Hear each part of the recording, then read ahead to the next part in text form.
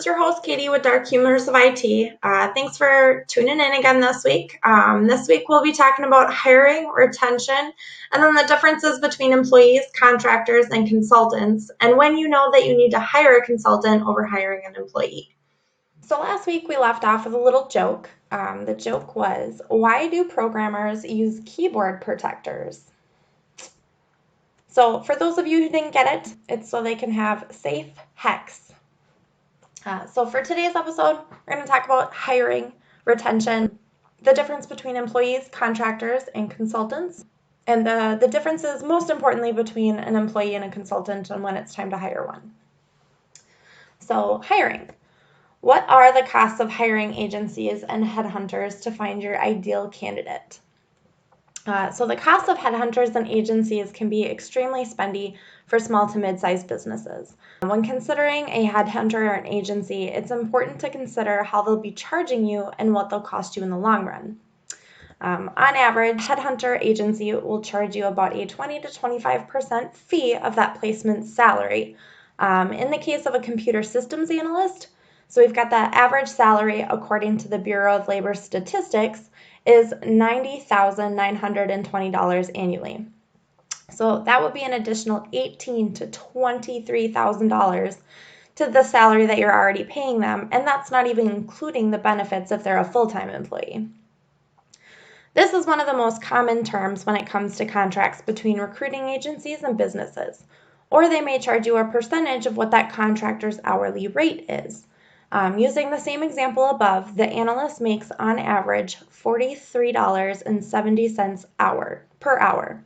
Recruiters will charge you at least a 1.5% increase at least, and that's for an IT position, which could go up to as high as 2%. So you pay that contractor $65.60 an hour, which ends up being $136,344 annually.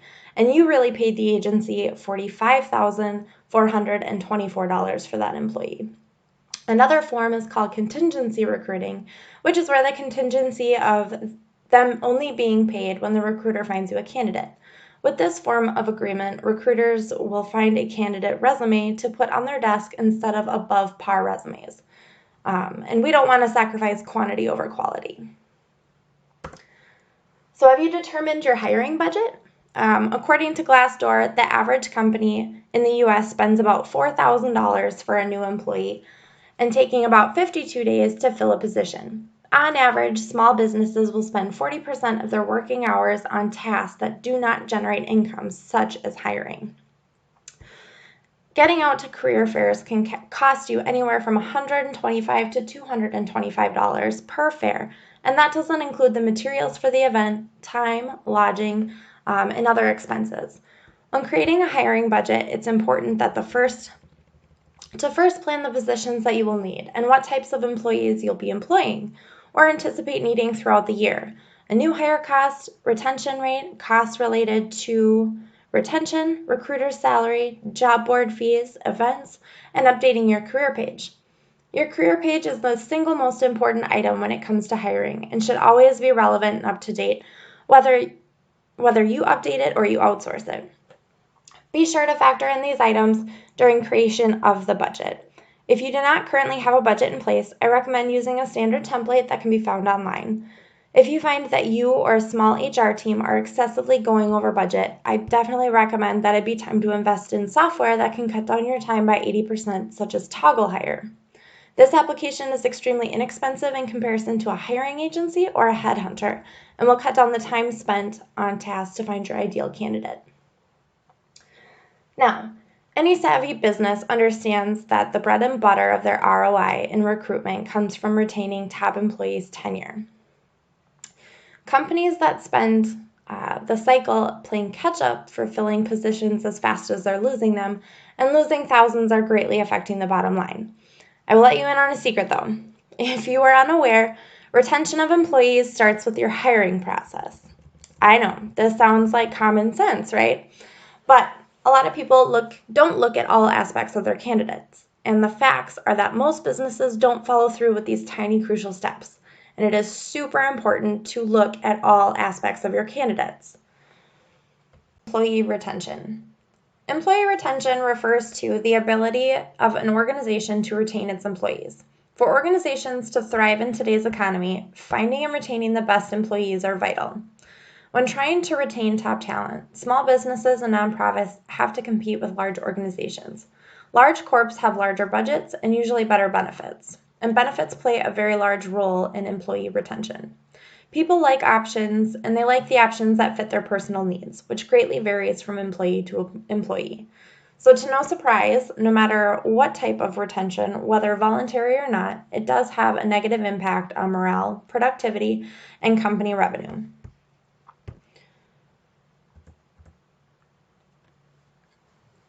For those listening that are questioning the relevancy of turnover, according to a study from the Work Institute, a shocking 42 million U.S. employees left their jobs voluntarily in 2019, 27% of the workforce.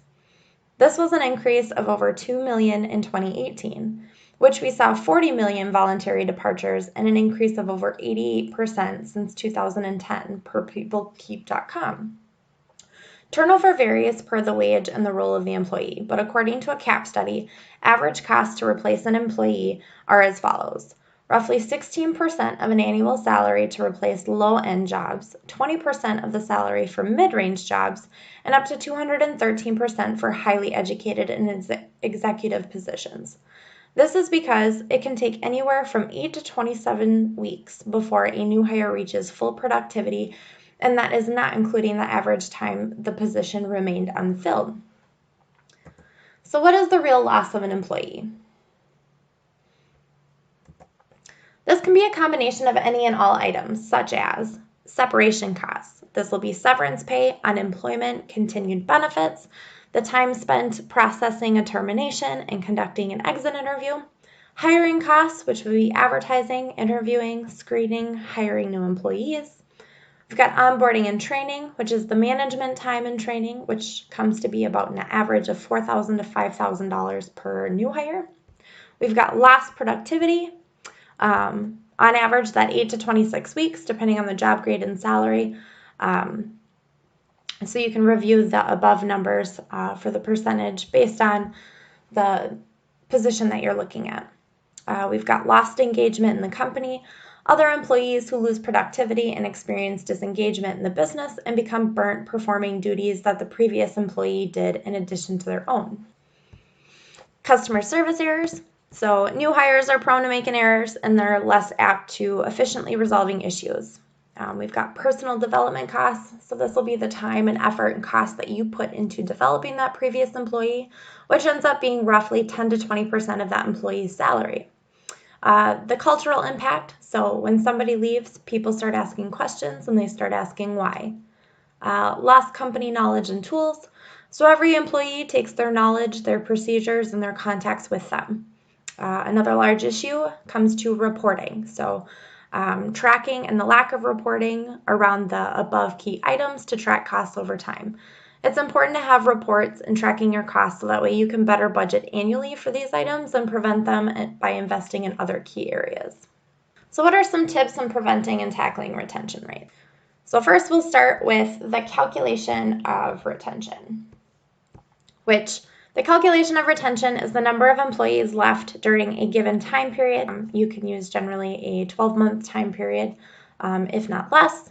And that'll be divided by the average number of employees that you had during that given time period, and then multiplying that by 100.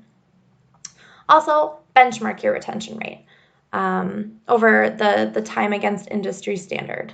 Turnover less than 10% is usually the mark of being good. Research your industry and regional standard to produce the average. I prefer to use the Bureau of Labor Statistics. Look at the job openings and the turnover survey.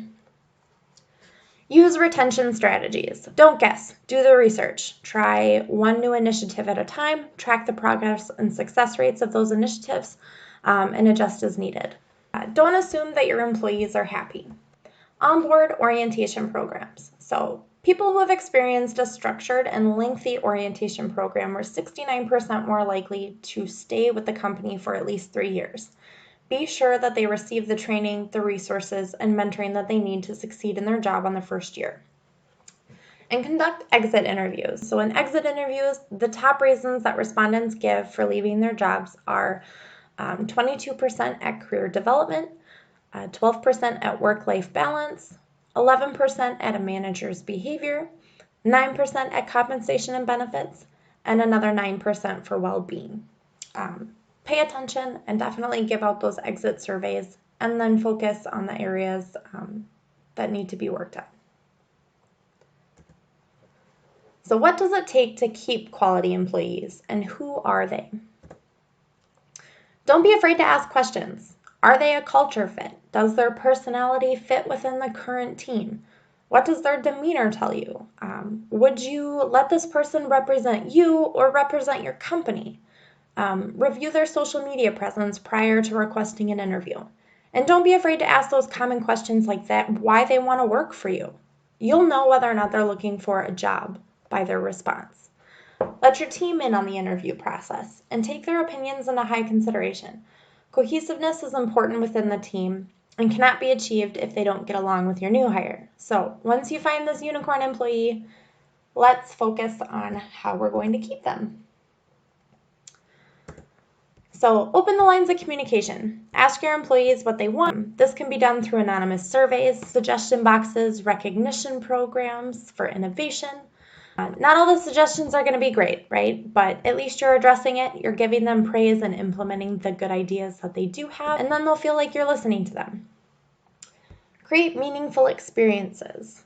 Empower your employees to think outside of the box. Pursue other areas of interest, and allow them to create new ideas, right? Find those attributes that make them unique and then utilize those attributes to drive them. People just want to know that they matter. Implement programs for benefits that matter to your employees, such as job sharing days, savings accounts, individual resources, mentoring, knowledge-based access, or even paid community service days. Invest in your employees and they're going to go the extra mile for you. But be sure to conduct a survey and see what items are of interest to your employees. Regular feedback. So people like to hear that they're doing well, right? And they like to hear about themselves. And I understand that we always talk about how important this is, but a lot of times we don't follow through with it, right? It costs you absolutely nothing and means everything to that employee. We also have to remember that millennials are overtaking the workforce and they're a generation of self-absorption. I can attest to this. So we care about your opinion and your image of us. And we want to know about it. So how do you determine if you should hire a consultant or an employee? So before you determine what type of person you should hire, review your budget, the priority, and the timeline for your current needs, and whether or not that position is going to be sustainable in the long run. Another important factor to consider in the pipeline of the current or future projects is that what that candidate's going to be working on, right? The longevity of those projects will assist in determining the best route. If you review and consider those costs from above and you determine that the sustainability is there of the position, and along with the longevity in the work pipeline, hiring an employee is probably your best route long term. With an employee, you get dependability, you get consistency, and the costs of hiring an employee are that you're hiring a generalist, right? Which is kind of a downside, but at the same time can benefit you in the long term of your projects, right? So depending on your budget, you may be hiring somebody too junior for the position due to affordability. And then you run the risk of investing more time and energy than you originally desired to gain productivity and efficiency in that employee. Another thing to think about would be the benefits, salary, vacation, training, and then the downtime, right? Those are all overhead costs that are generally not considered. Not only that, but your employees are going to expect an average increase in their salary. And so your employees are going to be expecting about a 2.7% increase in their salary each year. In the case of employees, they've got fixed compensation, right? This is linked directly, or not linked directly, to their performance or achievement of certain goals. So regardless of how the employee performs or lack thereof, they still expect to receive a paycheck. So what about a consultant, right? What is a consultant? A consultant is somebody who can provide you expertise for many business decisions. They're anything from a sounding board to your project leader. Consultants are specialists in their field, and they're paid to share that knowledge with the business to resolve their hardships and reach new goals. We are hired to supplement a business's employees while saving you the cost of hiring an FTE. They're available no matter what your needs are, and you can discuss your desired deliverables with that consultant that you plan to hire and pay only based on task completion. So you get to decide what the task is worth and only spend that amount. No matter what your goals are, everything boils down to an increased ROI and revenue, right? So we create that for you while minimalizing your costs. So let's review these figures.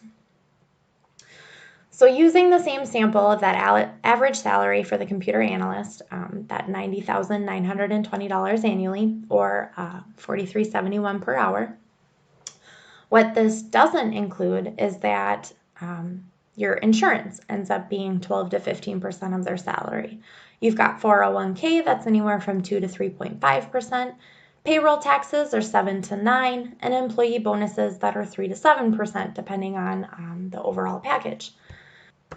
So then when we break that down, looking at that base salary, so in addition, your annual expenses on the low end up being an additional $21,820.80 per year, bringing their total salary to $112,740 annually, or $54.20 an hour. So total with high-end figures ends up being about $122,287 annually, or $58.79 per hour. Now, we included the main benefits, but we also don't include some of those indirect and direct costs that we talked about earlier, right? So we've got overhead staff, advertising, conferences, trade shows, equipment, furniture, travel, insurance, recruiting, meals and entertainment, legal fees, meeting expenses, office supplies, accounting fees, printing services, corporate and graphic design, dues and subscriptions, and then most importantly, you have computer hardware, your software licenses, and then your corporate taxes. Or in your case, no corporate taxes. So go ahead and taking a look again. According to DCAA, the cost accounting standards, an employee is going to cost you almost 2 times their salary over a consultant, where there is about 1.2% of their salary per year. So with that in mind, we'll take a look at this example, right? So you've got a consultant who's at $60 an hour, and you've got an employee rate of $56.50. So with that in mind, their annual cost ends up being $124,800 for the consultant and $117,520, right? But then when you add in everything in addition that an employee will cost you, it ends up being $112 an hour and $233,000 annually. As a consultant, is $72 an hour, roughly about $150,000 a year. Now, this is with saying that your consultant is going to work 40 hours, which we know that that's not the case. So, at a bare minimum, you're saving $83,000 a year. Now, this is because consultants come with their own resources and they come with their own tools, hardware, generally software, and any licenses. Now, a typical consultant will do a short-term 3 to 6 month contract with a 60-day contingency on both sides in the event that either of us feel that it's not working, right? So we do this because we want you to bite the cookie and then to keep coming back to the jar. We want both of our experiences to be satisfactory and profitable. Thanks again for tuning in, you guys. Can't wait to see you all next week for the do's and don'ts of training. Thanks again. Don't forget to like and subscribe to the page, and then also go ahead and visit the blogs on my website at consultex.com. See you next time.